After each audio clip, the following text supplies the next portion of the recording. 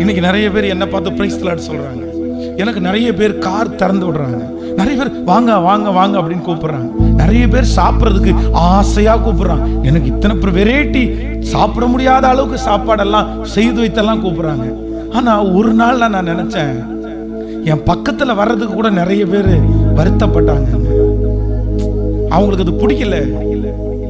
அதான் சில கல்யாண வீட்டில் வந்து எல்லா வீட்லையும் சுற்றி கல்யாண கார்டு இன்விடேஷன் கார்டு கொடுத்தாலும் எங்கள் வீட்டுக்கு மட்டும் நிறைய பேர் தரமாட்டாங்க. நிறைய பேர் கொடுக்கல. ஏன் கொடுக்கல அப்படின்னு சொன்னால், எங்கள் அப்பா பேர் வல்சலம். வல்சலம் வீட்டுக்கு கொடுக்க வேணாம். அவன் வீட்டில் கொடுத்தோம் அப்படின்னா அவங்க பிள்ளைங்க 5 பேரும் 3 நேரம் சாப்பிடுவாங்க. அந்த 3 நேரம் சாப்பிட்றதுக்காக எங்களுக்கு வேற வழி தெரியல.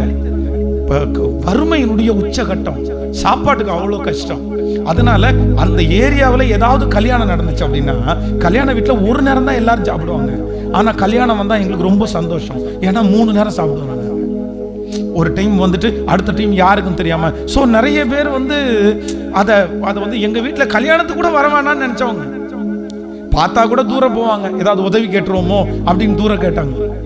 நான் ஒன்று சொல்றேன், இதே இந்த கேரளா பக்கத்துல வந்து நாங்கள் என்னுடைய ஊர் வந்து அருமனை தான். இங்கேருந்து வந்து ஒரு டைம் வந்து எங்களுடைய மாடு வளர்த்தினோம். அந்த மாடுக்கு வந்து ஒரு பெரிய பலவீனம் ஆயிடுச்சு. ஸோ அதை ட்ரீட்மெண்ட்டுக்காக இங்கே கொண்டு வரணும் அப்படின்னு சொன்னாங்க. அப்போ வந்து ஒரு மிருக இந்த இதெல்லாம் பார்க்குற ஒரு கிளினிக் ஒன்று இங்கே இருக்குது.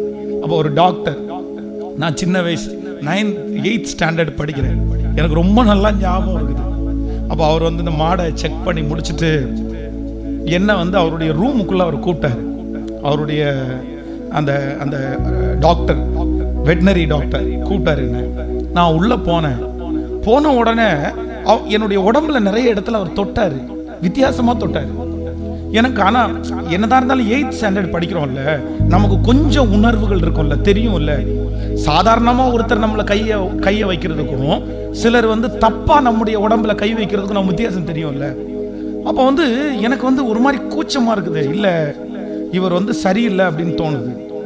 அப்போ என் உடம்புல எல்லாம் நான் உடனே தள்ளிட்டேன். தள்ளுன உடனே அவர் 5 ரூபாவை எடுத்து என் கையில் கொடுத்தாரு. 5 rupees.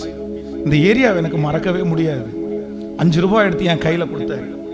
உடனே என்னை பார்த்து சொன்னார், இங்கே நடந்தது எதையுமே உங்கள் அம்மாட்ட சொல்லாத, டெய்லி ஸ்கூல் முடிச்சுட்டு என்னை வந்து பார்த்துட்டு போ அப்படின்னு சொன்னார். ஸோ எங்கள் அம்மாட்ட சொன்னார், உங்கள் வீட்டில் எல்லாருமே கஷ்டப்படுறீங்க, உங்கள் பையன் வந்து இப்போ படிச்சுட்டு இருக்கிறான், நீங்கள் இப்போவே ஒவ்வொரு நாளும் ஸ்கூல் முடிச்சுட்டு எங்கிட்ட கிளினிக்கு அனுப்பிட்டீங்கன்னா அவனையும் ஒரு வெட்னரி டாக்டர்